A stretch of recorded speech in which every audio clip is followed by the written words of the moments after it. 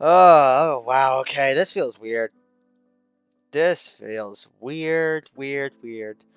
What's going on, everybody? My name is Ryan, and welcome back to Doki Doki Literature Club, but welcome to Doki Doki Fruits of the Literature Club. Now, when was the last time I recorded an episode of Doki Doki? Or a Doki Doki mod? Hold on, I gotta go way back in my, channel, go past all the community posts after my breakup. Um, 4 months ago?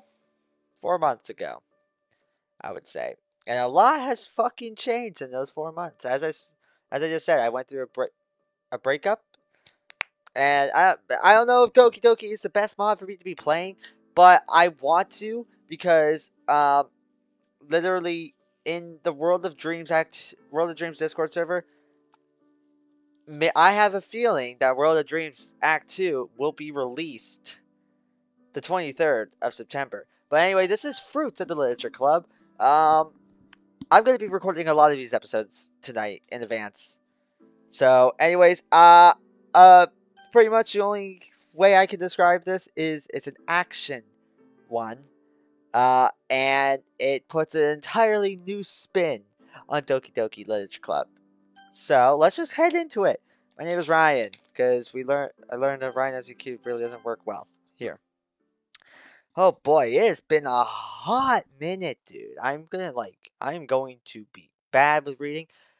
Alright. The morning sun hits my eyeballs, causing them to squint shut. Having my experience, I am used to it, but nevertheless annoyed. This is one of the few times I wish I had longer hair, to block out the sun from hitting my eyes. But unfortunately, I am mandated to keep my hair below a specific length. Also, I apologize I am not using my good mic. I lost the cable for it. I have no idea where it is. I'm a little pissed, but oh well. The rhythmic sounds of the train hitting the rails me a wait remains a reminder of where I am destined. I look out the window that I happen to be sitting next to and into the city.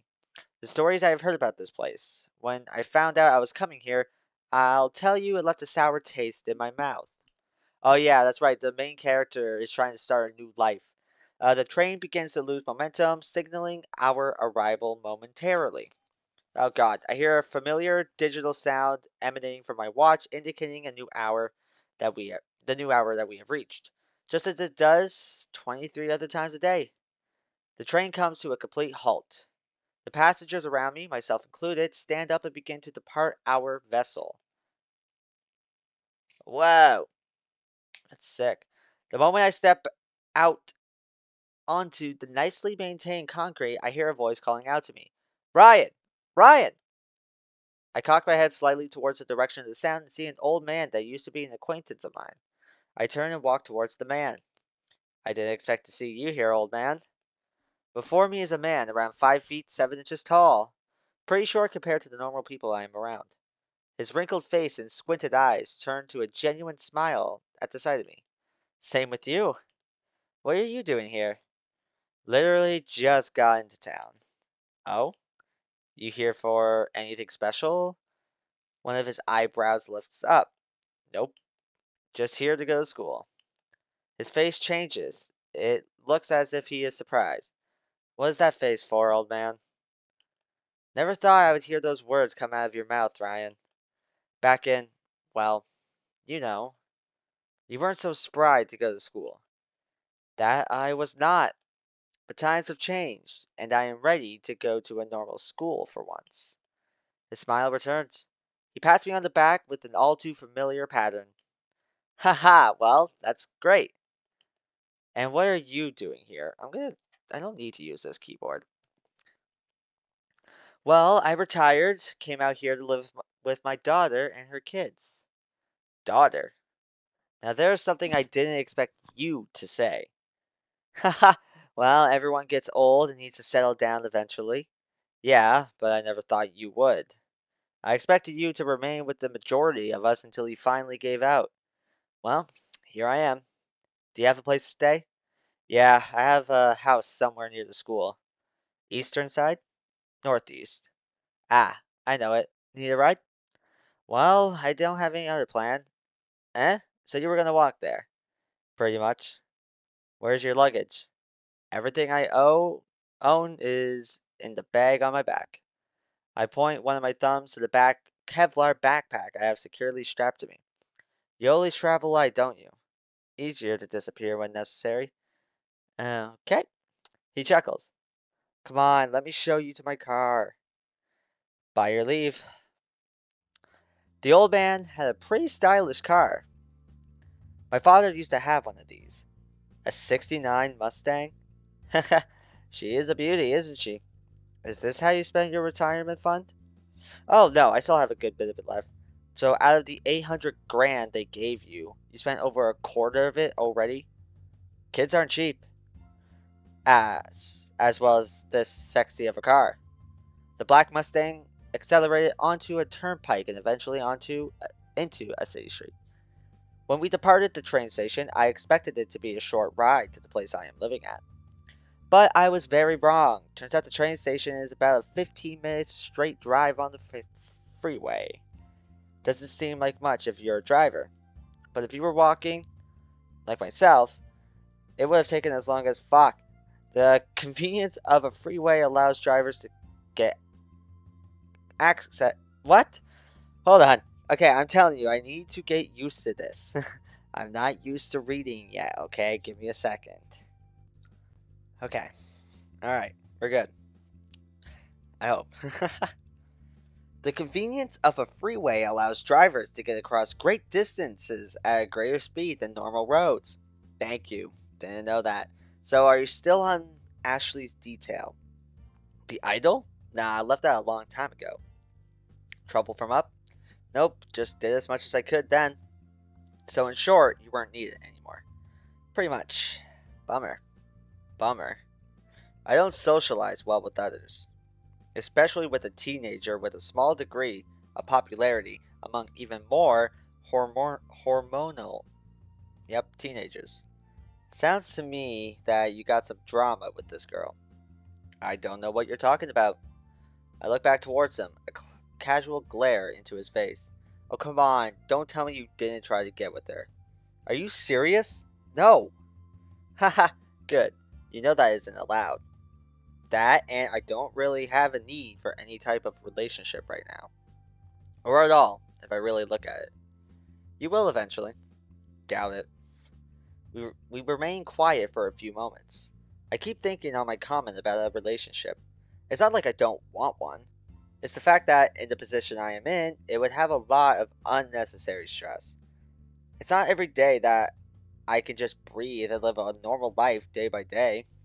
Every day has a small amount of repetitiveness with it. But that is another story. We are almost there. Again, I appreciate the ride. You should stop by one day for dinner. I think my daughter would love to meet you. Huh? Why is that? I ruffle my eyebrows at him. Because you're basically like me when I was younger. She's always nagging me about telling her about my younger years. You haven't, right? Of course not. I know better. I was about to say. Don't lecture me on policies I lived by for 30 years, Ryan. With age comes easiness, old man. I still think I could take you. Huh, that would be interesting. I still am active, you know. How so? Granted, the man was old, but he still had a pretty fit body. Usually, as men get older, especially where I come from, they tend to just let themselves go. They say, screw it, I worked hard these years and I earned it. Then they just let their bodies waste with alcohol, tobacco, and junk food. I teach a self-defense class downtown. Well, that's one way. You should pop by, give some of the ruffians in my class a little reality check. Why is that? Because you and I both know never to underestimate an opponent.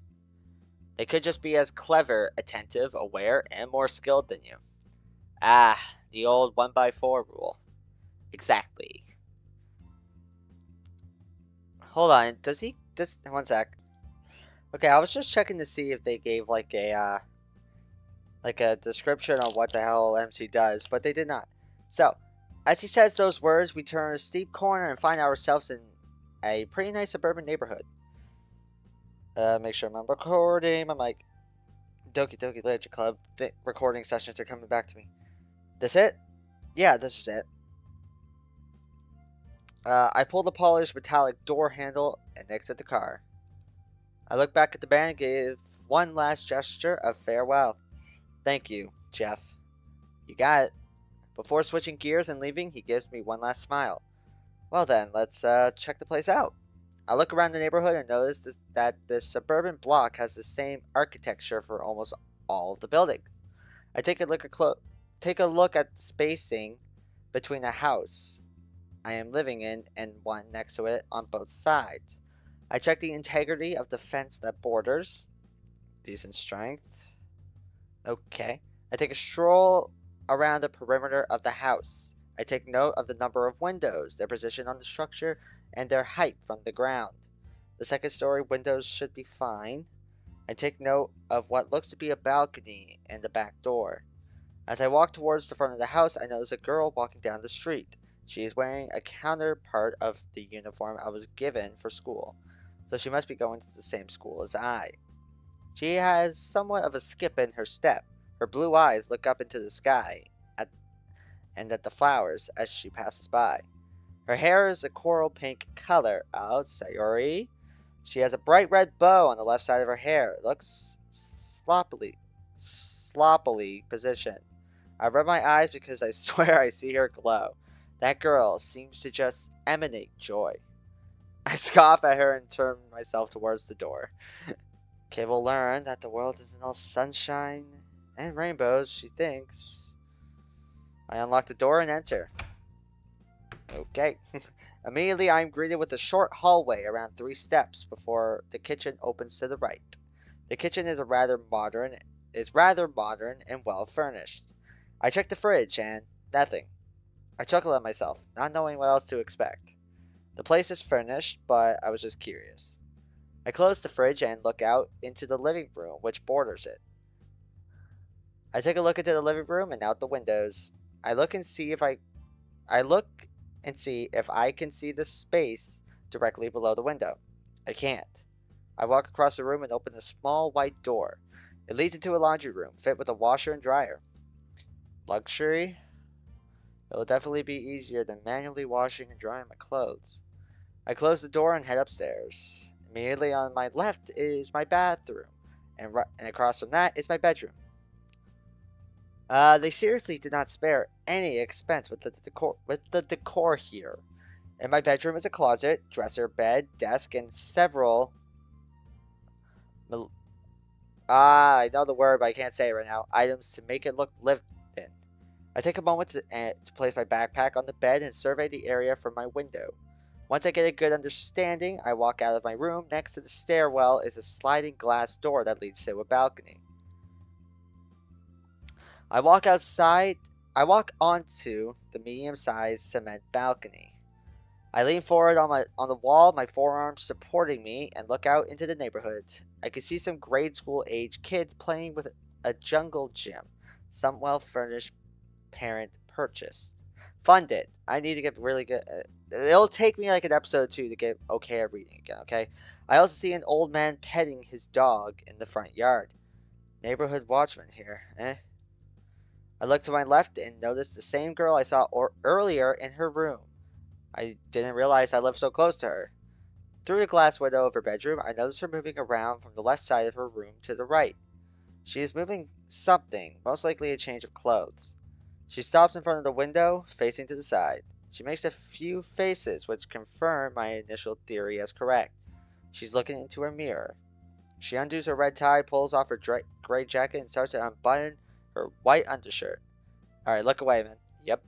I turn away from the view and return inside. Okay, good. Nice. At least we're not a creep. Home. My watch beeps, indicating it is now 11, 10, 9, 8? 4 more hours until 8, yeah. 4 more hours until midnight. Normally, I would be in bed by now, but I am awaiting an important call. It doesn't bother me much since I have gone days without sleep. Losing a few hours for one night isn't going to kill me. Okay. Alright, so it's the next day. Don't ask me why I just decided to stop recording last night, but is actually the next night. But anyway, losing a few hours for one night isn't going to kill me. I kick my feet up on the opposite end of the couch and lean back. I continue to read the book that I have in my hands. I made sure to turn on the news earlier. I got a general idea of the community here. I've made it a habit of mine to always check the local news to scout out the area, to see whether there is a high crime rate. No crime, political activity, the usual. I'm not a big fan of politics, but knowing the local debate helps me understand the people better.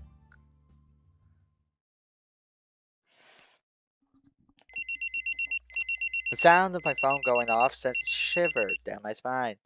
It isn't the sound that sends the feeling down my back, it's the reason for it. I answer the phone call. Okay. Alright. 6 o'clock hits and I'm already ready for school. For a normal person not used to wearing uniforms, the school outfit does seem a bit excessive.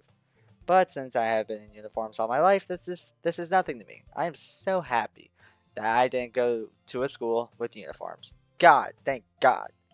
I would not be able to. I take a look at myself in the mirror for a quick medical check. No wounds or scratches overnight. What does this guy do? Yeah, the mosquitoes are gonna come in and bite ya. I take another drink of water and plan out my day. I will follow my normal school schedule, and on my way home, I will stop at the grocery store and pick up some food, then head home. Once I get home, I will go on a run to get me further familiar with the area. And when that is done, I will be on free time. I take a last look into the mirror and retrieve my bag. Man, that guy takes a lot of looks in the mirror. I'm sure you look fine, dude. As I reach the gates of the school, I notice the congregation of students in the courtyard. There are little groups of students huddled around each other, all doing different things. Some are on their phones, just ignoring each other. Yeah, that's me. Some were running around acting like children. Okay. And some were socializing with other people, with each other like normal people. Like normal people. I ignore them all. There isn't a reason for me to talk to any of them. Oh, whoops. With one backpack strap wrapped around my shoulder, I enter the large white concrete building. Isn't that how you're not supposed to wear a backpack? It looks cool, sure, but like, isn't that bad for the backpack and your shoulder? After a self-tour of the school, I reach my first room. The school itself wasn't too large. I have definitely been in much larger compounds. What does my character do to be calling a school a compound? It wasn't a problem to find my locker, my first class, and then the lunch area. Students passed by me, all casually talking and complaining about everyday things. I silently laughed to myself about some of the petty things these inexperienced people complain about. It gives me a sense of gratitude for where I have come from. I never complained about my phone having a micro crack, or that you don't even notice the cracks if it's like a small crack. Let's be honest. Or that I didn't get the money to go to the latest movie. Stupid things like that slightly irritate me. The bell rings and I enter the classroom. Third period has ended and it was now time for lunch. I noticed that the girl who lives next to me was in my class, and I overheard several classmates and the teacher call her Sayori. Okay, so we have Sayori. The name instantly engraved itself into my head. Without hesitation, students stood up from their desk and departed. I stand up, stretch quickly, grab my bag, and leave the classroom. I approach my locker and get ready to switch out my books, but before I can even touch my lock, I hear someone grunting. Ugh! My head perks up a little and I head towards the sound. It was on the opposite side of my locker. When I turn my head around the corner, hi, Sayori! Ugh! I see that the same girl who was in my class and lived right next to me was having trouble with her lock. She seems to genuinely be having a hard time with her lock. Having trouble there, aren't you? I reveal myself from around the corner. What? No, I got it. Sure? You look like you can't seem to unlock that. It's hard to do this thing. I walk next to her and touch the lock. What is the combination? What? Afraid I'm going to steal your textbooks that I happen to have the exact same copies of? That's fair. No. Okay, fine. It's 9:27:17. The lock clicks. There you go. What? You got it that fast? I am very familiar with these types of locks. I show her how to properly orientate the combination lock. That is how you unlock these. Thank you. I wave my hand to her locker and turn around. Hey, wait! Hmm? I turn around to look at her. You're that new guy in class today. Yeah, I remember seeing you while I was walking home yesterday.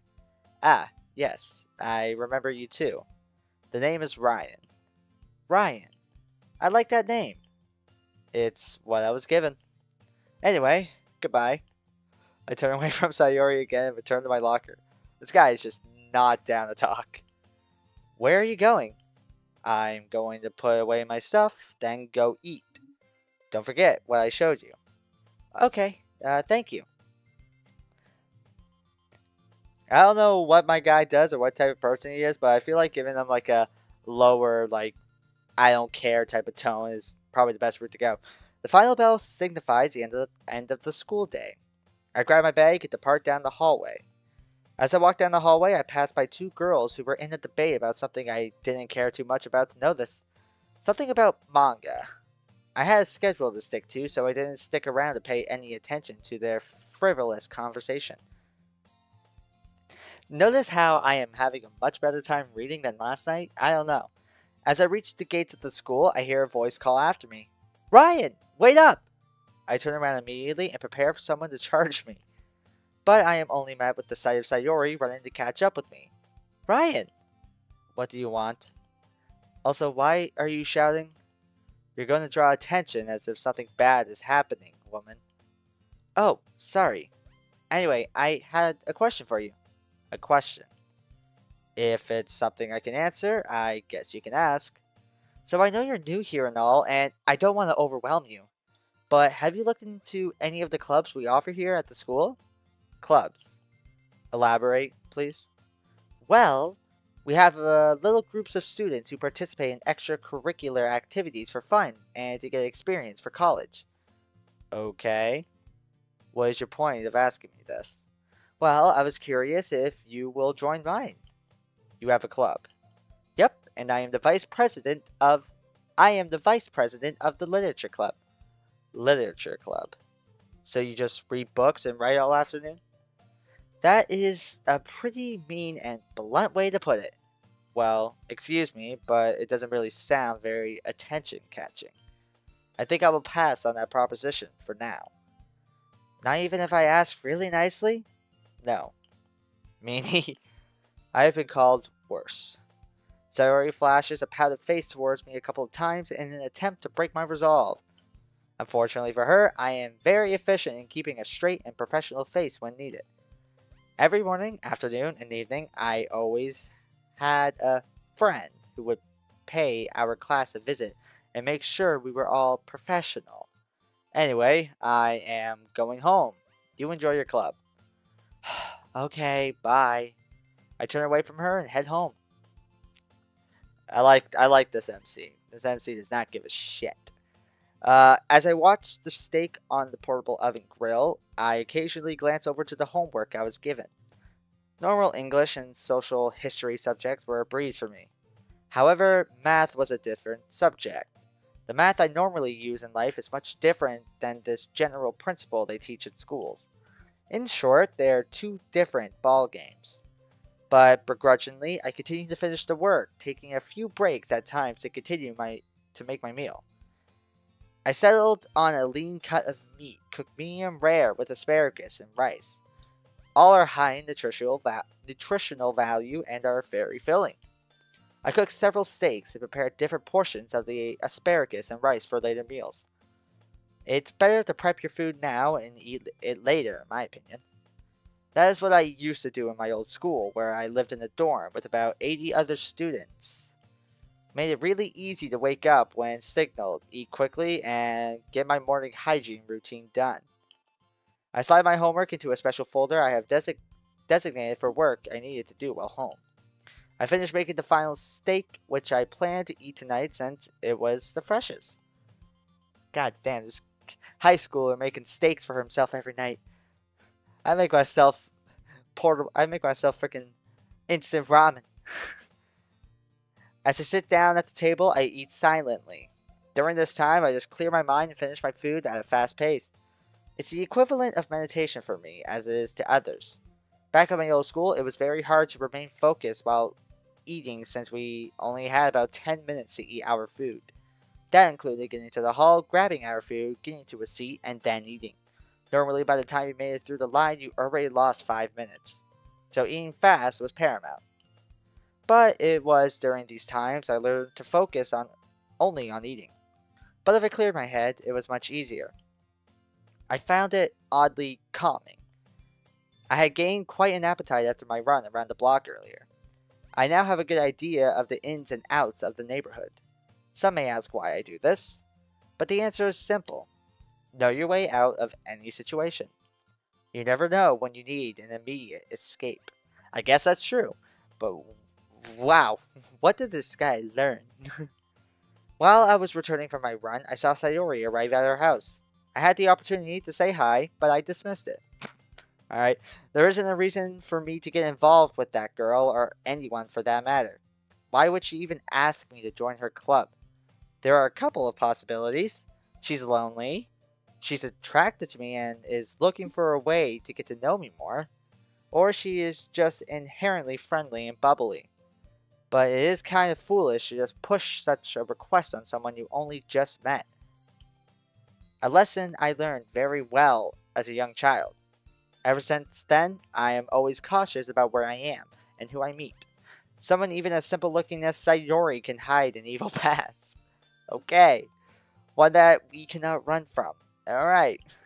I shake my head, breaking myself out of these thoughts. I finished my dinner long ago. I quickly cleaned the dishes and then put them away. Alright, we're back at school, and I think it's good part to finish the first episode, ladies and gents. Alright, well, that will do it for this first episode of Doki Doki, the Fruits of the Literature Club. It feels good to be doing Doki Doki again. Hopefully it will not affect me in my current mental state, but hopefully at the same time it could be used as a distraction. Just focusing myself on reading, and gotta try my best to not envision a certain person as one of these girls. That's what I gotta do. I gotta envision them as the characters that they are. But anyway, in this episode, ladies and gentlemen, well, we got introduced to the main character. Seems like a interesting guy. Seems like he's been through a lot. That's for certain. We went to school. We met up with Sayori. Well, we met Sayori, helped her with her lock. She asked us to join the club, and we said no. And now we ended it off after just finishing our meal. And at the start of the next episode, we will be back in school. So thank you everybody so much for watching this video. Feel free to let me know what you guys thought about it down in the comments below. Feel free to leave a like. Feel free to subscribe. Feel free to do whatever. It is completely up to you. Also, let me know, are you happy that Doki Doki Literature Club is back? Because I am, that's for sure. So, I hope you all have a great day, hope you all have a great night, a great afternoon, a great evening, whatever time it is for you. The link to this mod will be down in the description below, if you want to go play for yourself. I love you all, and I will see you all in the next one. Peace!